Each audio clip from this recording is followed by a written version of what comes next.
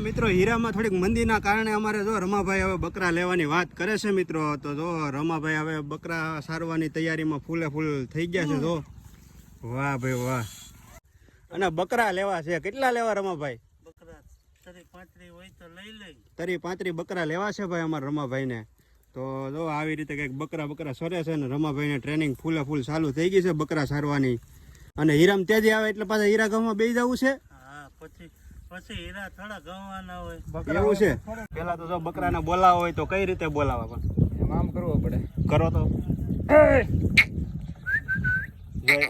આવી રીતે કરો એટલે બકરા હારતા થઈ જાય. પણ રમાભાઈને હજી આવડતું નથી, શીખી જાહે. હીરાને મૂકી દેવી ગોળી. વાહ ભાઈ વાહ. સાંભળો તમે ભાઈ, હીરાને ગોળી મૂકી દેવી છે અને બકરા લઈ લેવા છે હવે ભાઈ. તો હિંમતે કીધું એ પ્રમાણે સિટી નામ બોલાવતા અને હાંકતા આવડવું પડશે. એ તો શીખી જવાનું હોય ને. હા બસ એમ.